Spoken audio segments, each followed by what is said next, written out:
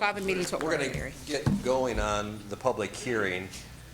Just so you're all in the right place, this is the public hearing for Grand Rapids Public Schools 16-17 budget. So I will have some comments on the budget process. There's actually a handout of this PowerPoint, I believe, back in the table if you want to take it with you. And then after my comments, you'll be open for public comment. We'll answer questions or any comments you may have. Everyone hear me okay? Prefer to stand facing you as opposed to sit here and look at the screen. So anyways, let's get into this. By the way, my name is Larry Overs. I'm the Chief Financial Officer of the district. And the business office, which is under my jurisdiction, we really have primary responsibility for putting this together.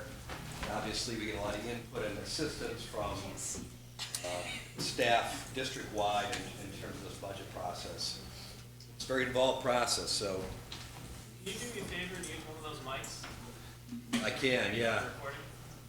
Oh, that's right, I forgot. Thank you. Thanks.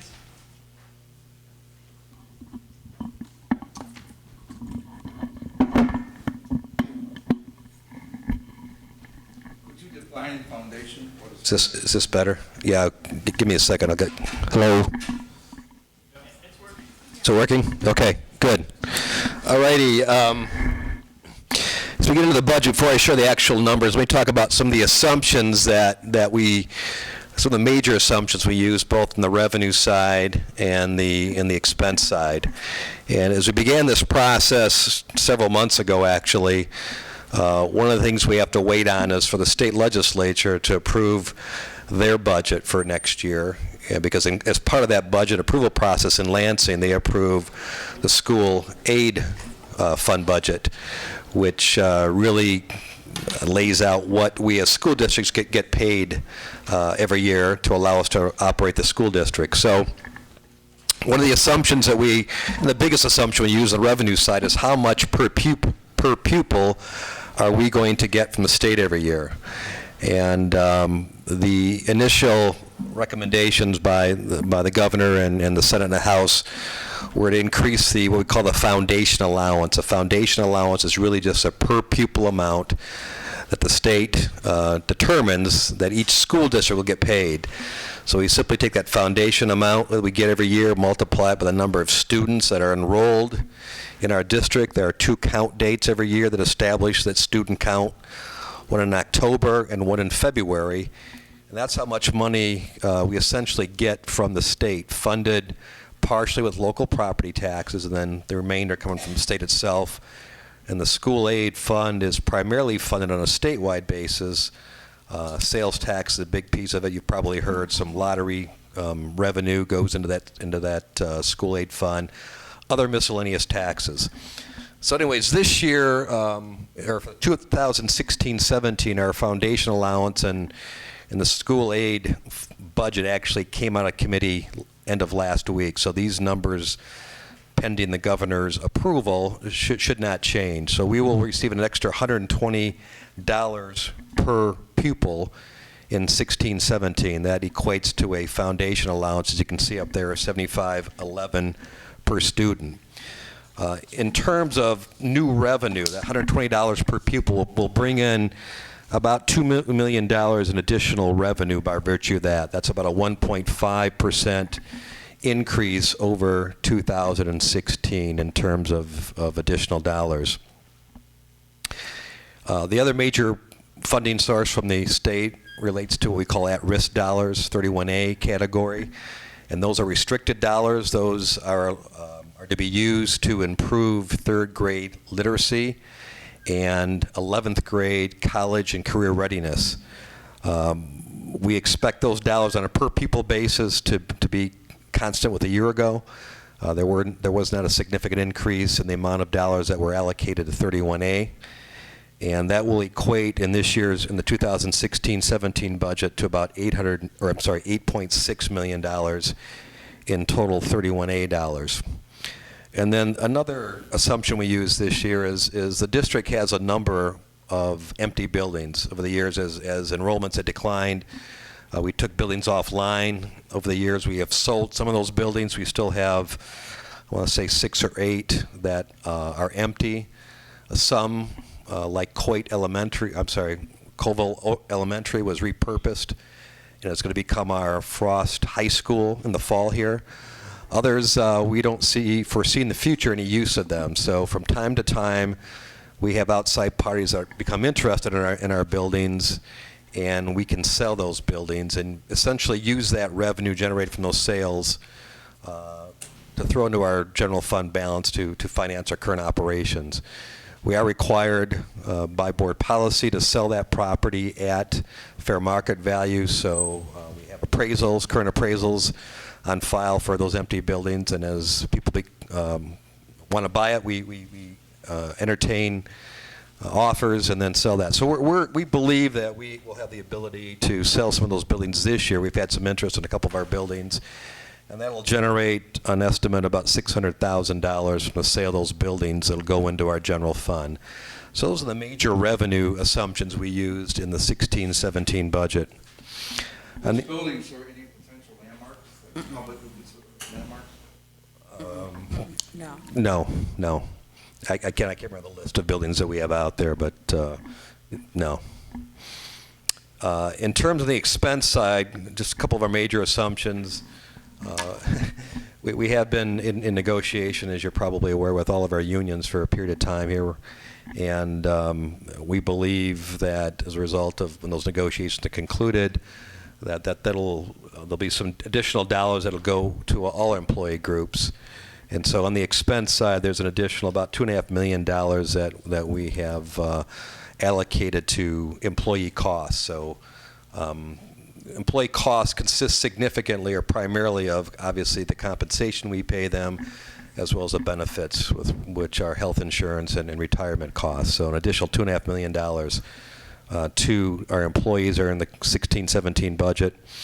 And then as we look to make some adjustments on the expense side to rationalize our expenses with the revenue we believe we're going to get in, we always look at ways we can do things better. We always look at potential ways we can reduce costs.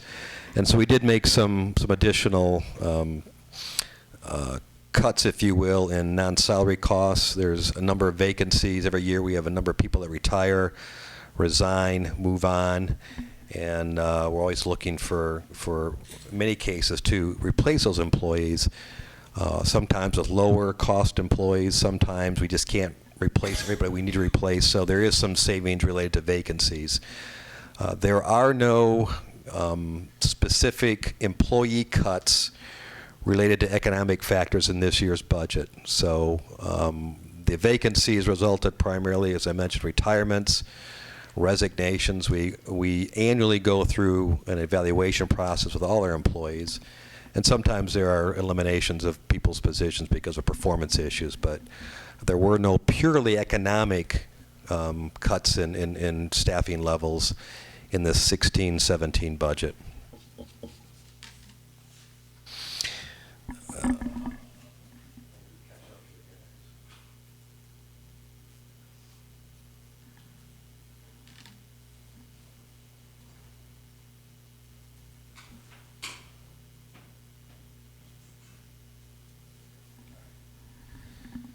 So what is on the screen now is the actual numbers on the revenue side for the 16-17 year.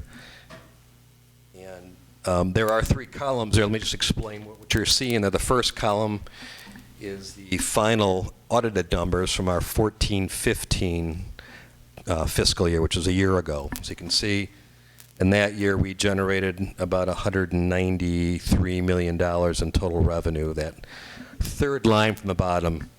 And then the middle column is what we anticipate our 15-16 year to come out. So our fiscal year ends in June, to the end of this month. We close out our fiscal year. There's actually an amendment to that current year budget that is going to the board this evening to amend that budget. And we believe when 15-16 is all done in a few weeks, we will have generated almost $201 million of revenue. And then the third column there is the proposed 16-17 budget. And you can see how that compares to the prior couple of years. And we estimate that we would generate about $203 million in revenue in 2016-17. Let me just mention that this budget went to the Board Finance Committee a couple of weeks ago for their review and approval. And then the next, thanks, John. The next slide there on the screen in front of you, if you have it in front of you, is the general fund budget on the expenditure side, where we're going to spend those $203 million approximately. And again, most of it goes into the instruction side of our business. You see the support services, community services, et cetera. Again, the same three columns you just saw on that last slide are actual 14-15 year end, our 15-16, the current year where we expect to end up when we're all said and done in the proposed budget for 16-17. So we expect to spend next year about $201 million. So essentially, it's essentially a break-even budget we're proposing for 2016-17. Revenues in are going to equal expenses going out. And then the last slide is our fund balance. Look at our fund balance. Fund balance is the cumulative excess over the years of revenues in excess of expenditures. It is one measure of a district's financial health. The board has a policy with respect to fund balance. The state, under the auspices of the state treasury, about a year ago, came up with a new, what they call early warning legislation that also looks at fund balance. And the state now requires, well, I shouldn't say requires, but they look for districts to maintain a 5% of unrestricted revenue fund balance level. If districts fall below that, well, the law says that they have additional reporting requirements back to the state. So it's in the best interest of this district, and the board believes this also, that we maintain a minimum 5% fund balance so the state does not require additional reporting from us. And again, actually the board's fund balance policy also requires a minimum of 5%, although computed a little bit differently than the state computes. So what I've shown here is what our fund balance is expected to be, well, what it actually was at the end of 2015 there, 11.8 million. If all comes out according to plan for the current year we're in, we'll start out next year with 11.5 million. And then at the end of next year, if the budget that you're looking at comes to fruition, we'll be at about 11.6. And the very last line there, that fund balance percent, that is the fund balance as computed under the state early warning criteria. 8.88% we were at to begin this year. We think we'll end the year around 8.7%, and next year be at about 8.5% when all said and done. So that is the overview of the budget for 16-17, and be happy to answer any questions or entertain any comments anyone might have about that.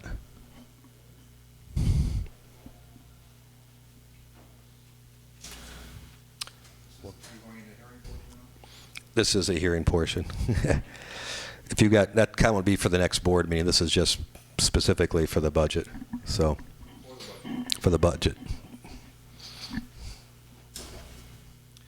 All right, well, hearing no further comments, then I want to thank you for attending this evening. Oh, I'm sorry, you had some comments. All right.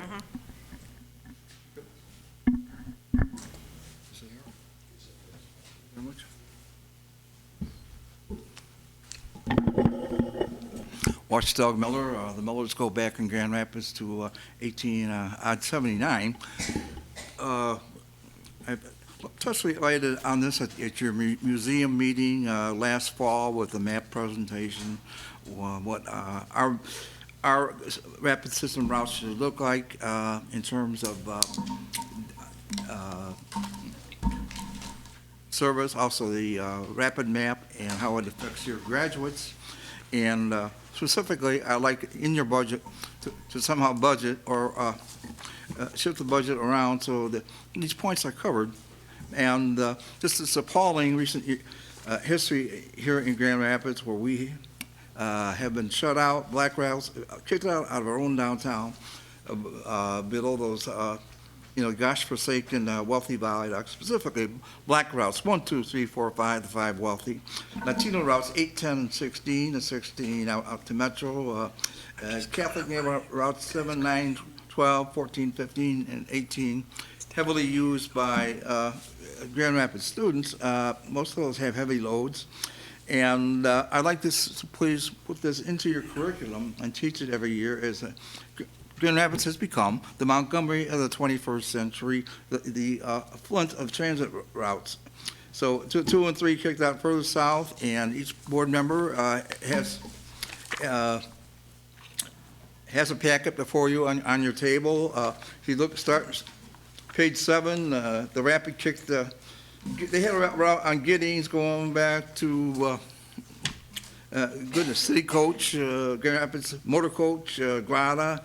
Ran Giddings at least 60 years, and the Rapid board kicked the 5 off Fuller because they said, well, Giddings doesn't look like a bus street, which sounds sloppy and unprofessional. For the record, Google Maps clearly show homes on Fuller are far closer to the curb than on White Giddings. So this handicaps people like me shuffling over here on buses, your new employees, young mothers, and Clark is one of our city's major employment homes. So we should have 8 board members on the one-man, one vote. 1961, the city of Grand Rapids only has 3 residents now on it. Nuevo, George, Walker. The 8 small suburbs, the 3 smallest towns have 8. Nuevo, George, of course, is up north. Also kindly look at, we had 1,700 bus stops and that has been kicked down to 200 less bus stops, and it directly hurts Armonette. This is a racist agenda, and there's no accounting for it. So that's on your front page. We need to go to double-decker buses. They're piling up load levels, criminally negligent load levels on most of our traditional city routes, except for the 14. And somehow we either got to go to double-decker buses, maybe build them in Flint. Flint had a GR bus, they had the bus plant for years, or build it here locally.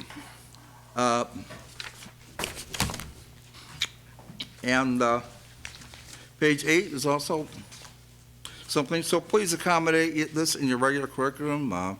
I brought this indirectly to your attention, to your top assistants, ma'am, including Larry Johnson about 3 years ago when you had your family death, and I'm very sorry about that.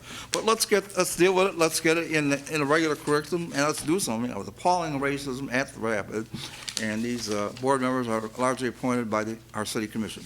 Thank you. You're a major vendor of the Rapid. Okay. Thank you. Bye. Thank you. Be right back. All right, thank you. Thank you. Any other comments on the budget? Hearing none, we will adjourn the budget hearing meeting, and the regular board meeting will begin at 6:30. Thank you.